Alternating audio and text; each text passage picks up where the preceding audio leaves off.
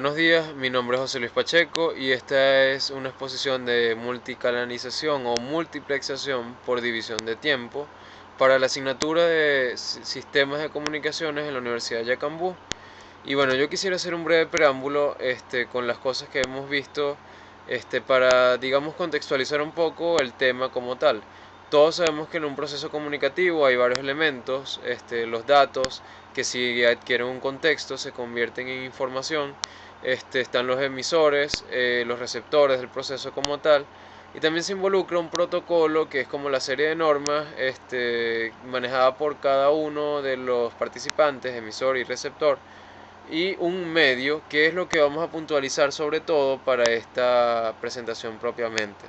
El medio es a nivel físico el que permite que el mensaje se desplace entre los dos lugares distintos en los que se ubica los elementos de emisor y receptor.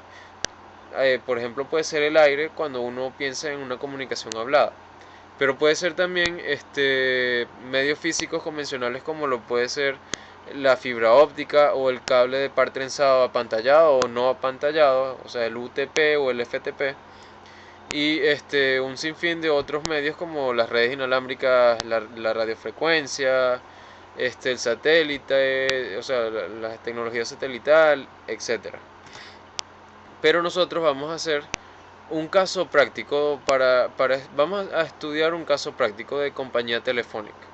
Las compañías de teléfono generalmente en Venezuela, que son las más conocidas, utilizan tecnologías de radiofrecuencia con las antenas repetidoras o cables de par trenzado con la familia ADSL en sus tecnologías como medio físico.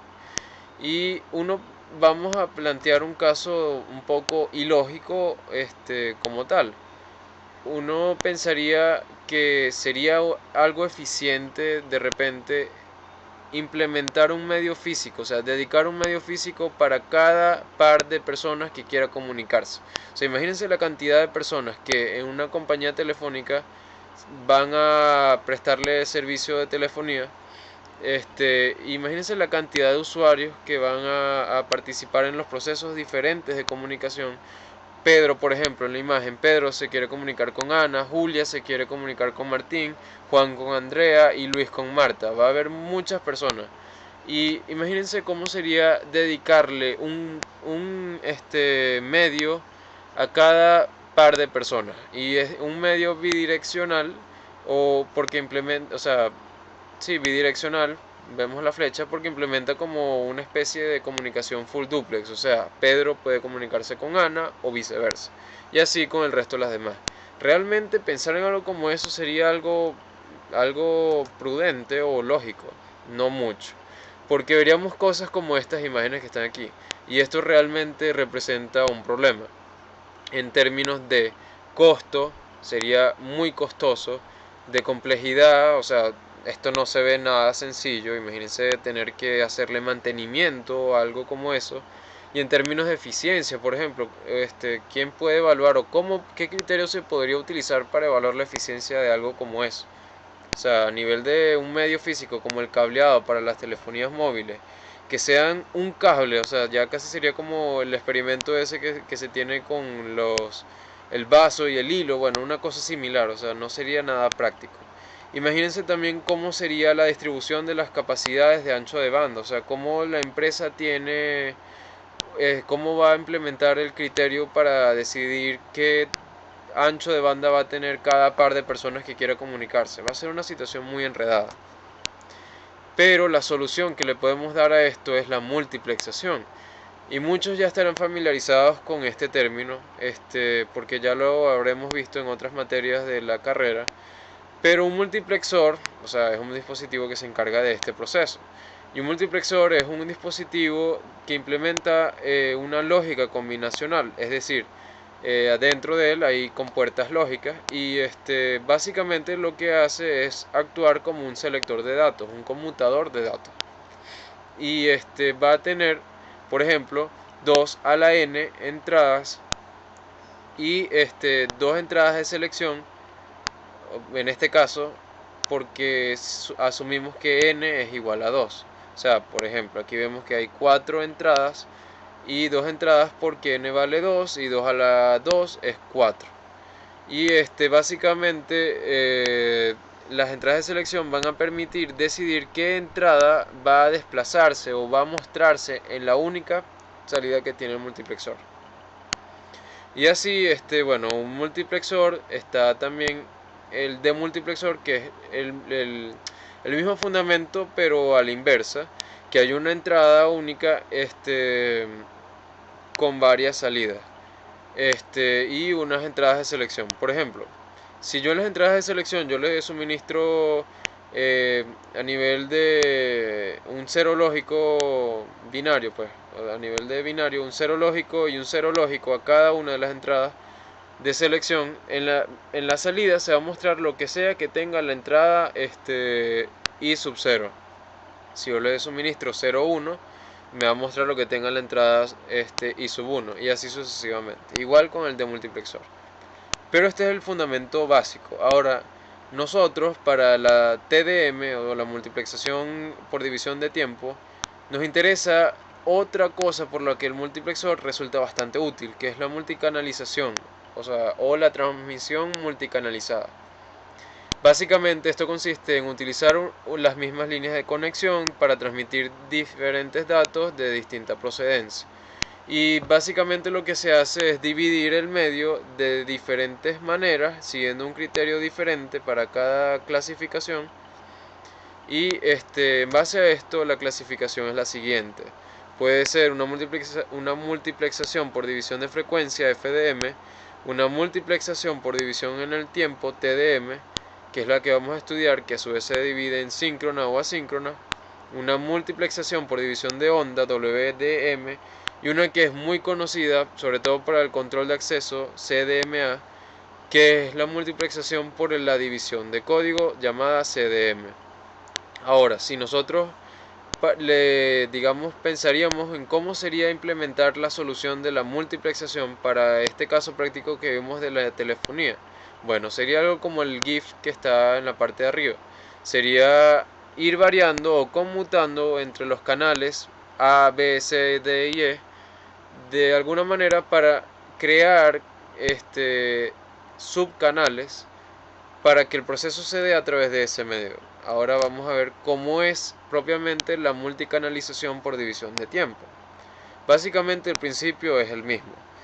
Lo que se divide realmente, como vemos en la imagen, es como hacer un picadillo del medio físico por donde ocurre el proceso de comunicación en sí.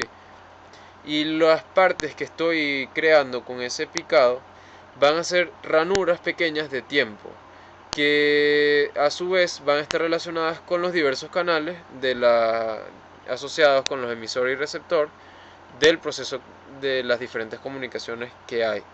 O sea, por ejemplo, en la imagen esta vemos que A de entrada y A de salida, o sea, A de emisor y A de receptor, va a ser un canal, B y B va a ser otro canal, C y C va a ser otro canal. Es decir, va a haber varios canales dentro de un canal o medio físico por donde ocurre la transmisión. Y esta es la razón por qué se llama multicanalización propiamente. Pero realmente pensar en que vamos a particionar el canal en canales pequeños no tendría mucho sentido como estoy explicando, sino que vamos como dije, dividir en ranuras pequeñas las señales de entrada de cada una de las entradas. Por ejemplo, aquí vemos que hay tres entradas y tienen pequeños cuadros. Esto se hace con una especie de muestreo que va a tomar un tiempo t de cada una de las entradas. Y estas pequeñas ranuras o slots, que también se llaman slots, se van a ubicar en tramas que son agrupaciones, también llamadas frames, que forman un patrón, es decir, siguen un cierto orden para transmitir toda la señal de cada uno de los tres canales que tiene el proceso como tal de la imagen. Es cíclico y bueno, vemos que hay una serie de características que ya vamos a ver. Dentro de ellas está que se combinan varios canales de tasa baja. ¿Qué significa tasa? La tasa es simplemente a nivel de telecomunicación los bits que se transmiten por segundo en un canal de tasa alta. O sea, va a haber una tasa baja en las entradas y en la salida del multiplexor, o sea, la salida de las tramas propiamente va a tener una tasa alta. Y esto hace básicamente que la salida del multiplexor o la tasa o la velocidad, también podría pensarse como velocidad, de las tramas va a ser mayor que, que las de las entradas propiamente. O sea, y también vemos que en este caso hay tres entradas y se va a dividir en las ranuras, se van a dividir en ranuras de tiempo de T, que es el tiempo que se hizo el muestreo de cada una de las entradas, sobre 3, que es el número de las entradas. Esta es otra de las características. Y bueno, básicamente se suelen sumar, como están los tiempos aquí, como se ve en la imagen segunda, estos periodos de tiempo se van sumando porque es un proceso cíclico.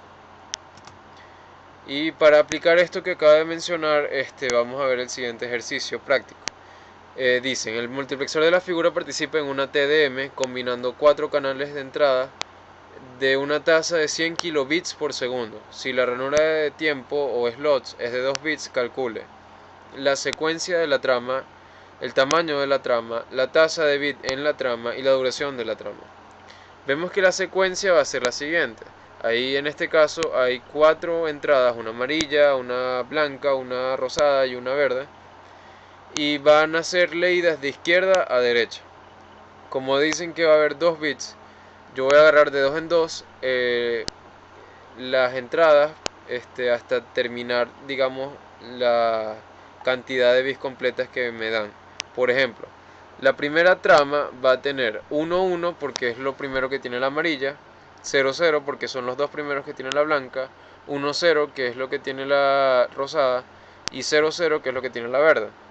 Entonces eso va a permitir que así sea en la siguiente trama, sería 0, 0, 1, 0 y 1, 1. Y para la verde 0, 1. Hasta que se termine con los últimos 2 bits de cada una de las entradas en la parte siguiente. Esa va a ser la secuencia.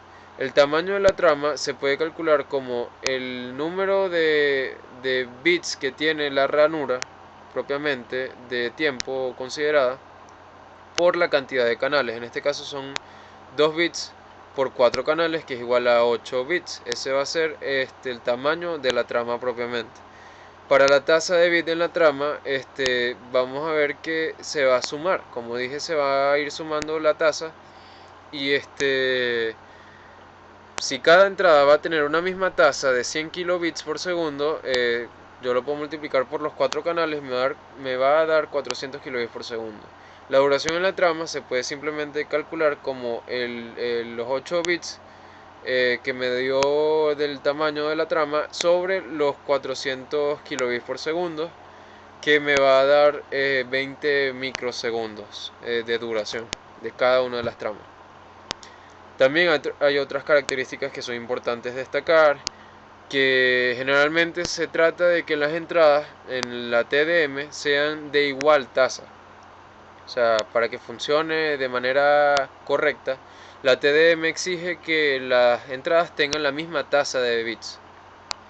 Y si no los tienen, porque no todo es ideal, pueden aplicarse las siguientes tres estrategias.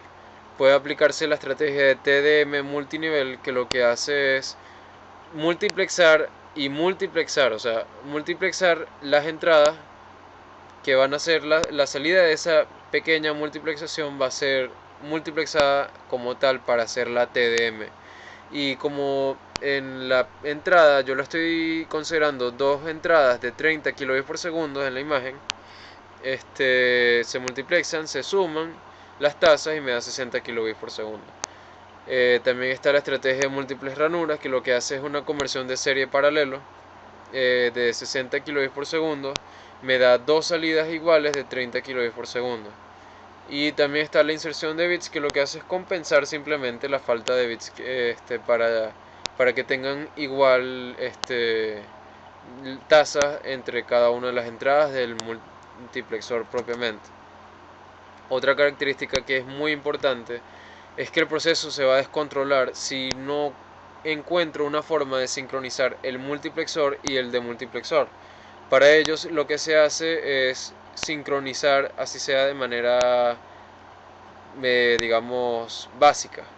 Y esta sincronización es fundamental, indiferentemente que la TDM sea síncrona o asíncrona. Y básicamente puede implementarse con un bit de sincronización. Generalmente cuando esto se lleva a la vida real, se destina un bit al inicio de cada una de las tramas, como vemos en las imágenes, para seguir un patrón de sincronización, que cada bit del patrón de sincronización debe estar presente en cada una de las tramas. O sea, aquí vemos 1, 0, 1, la trama 1 tiene el bit de sincronización 1, la 2 el de 0 y la 3 el de 1. Así de esa manera garantizo que no se va a descontrolar el proceso propiamente. Así vemos también la TDM síncrona, que es una de las clasificaciones de la TDM. Utiliza el clock, la señal de reloj como dije, pero lo que es más importante de esta clasificación es que las tramas pueden tener ranuras vacías.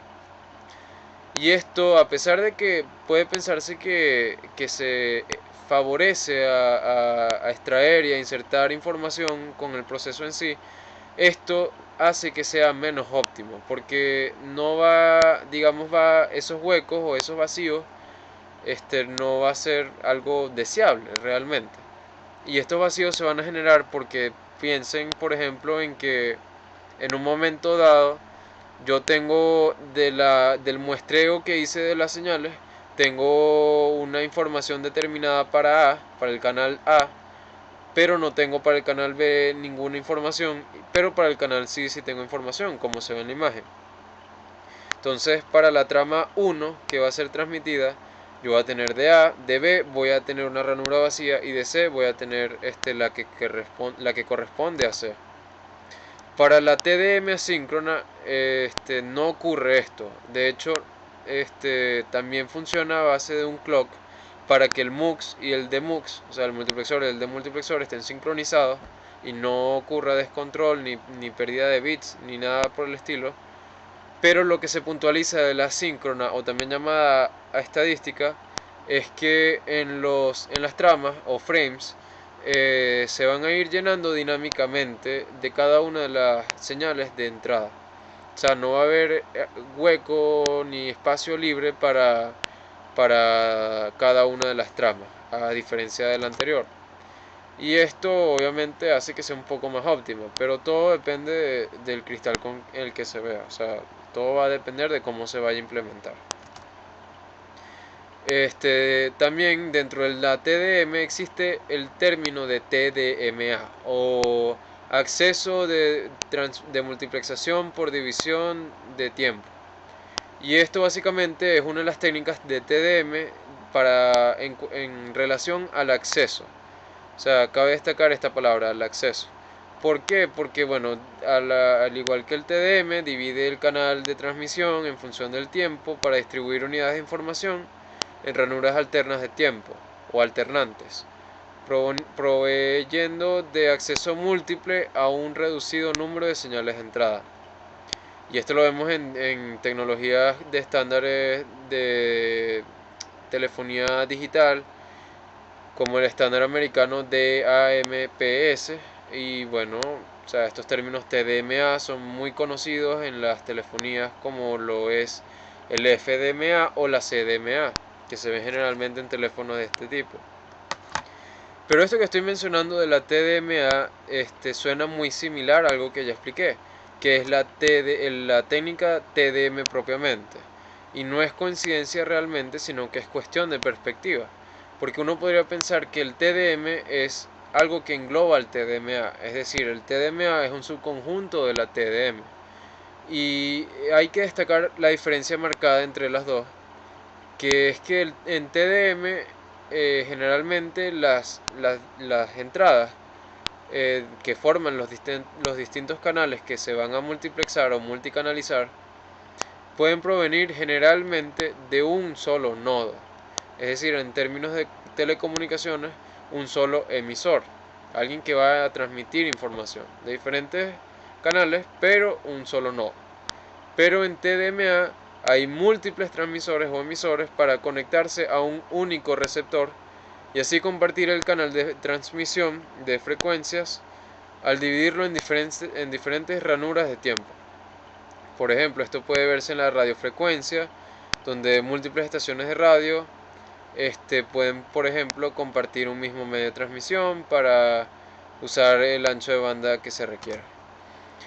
Dentro de las ventajas de la TDM hay varias, como por ejemplo que se optimiza mucho el uso del ancho de banda del medio, el medio físico por el que ocurre la comunicación en sí, y que los sistemas TDM generalmente son un poco más flexibles que los de multiplexación por división de frecuencia. Los circuitos internos que lo involucran no son tan complejos, se reduce el problema de interferencias entre comunicaciones y se puede utilizar la banda ancha, o sea, a modo pleno, o digamos exprimir el potencial de la banda ancha del medio para cada uno de los canales que yo quiera involucrar. Pero también hay algunas desventajas, como lo puede ser que el ATDM requiere de la sincronización, indiferentemente del tipo síncrona o asíncrona, entre el MUX y el DMUX, el multiplexor y el demultiplexor. A veces puede ser un poco complejo de implementar, es verdad, y puede haber cierto grado de complejidad técnica o de sensibilidad física, o sea, de que los componentes usados sean sensibles. A pesar de que sea, digamos, digitales, puede haber un mínimo de ruido, pero puede haber. Y quiero puntualizar algo también, que la TDM es predominantemente digital, o sea, es muy raro escuchar TDM analógica, y si alguien hace referencia a TDM analógica, realmente está haciendo referencia a señales analógicas que realmente están siendo moduladas como digitales para así ser multiplexadas en la TDM como tal.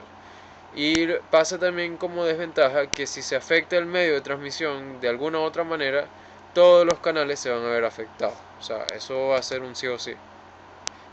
Finalmente, en las aplicaciones, como ya he mencionado, el TDM funciona y se utiliza mucho en las tecnologías de telefonía y de comunicación digital en sí.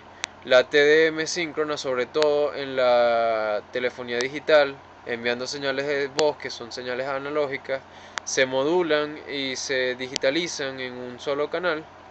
La TDM asíncrona se emplea mucho, demasiado, o sea, mucho en los paquetes de internet y en las redes, sobre todo por el fundamento básico que expliqué de que se van llenando, digamos, las tramas con lo que se vaya necesitando. Un paquete de información en internet funciona de esa manera. También es posible encontrar el TDM en la tecnología telefónica PDH, que es la jerarquía digital pleosiócrona, que emplea mucho las tramas T1, J1 y E1, que la T1 es la americana, J1 es la japonesa y la E1 es la europea, que siguen diversos protocolos y normas, pero bueno. También está la tecnología que utiliza la telefonía celular 2G, que es muy conocida,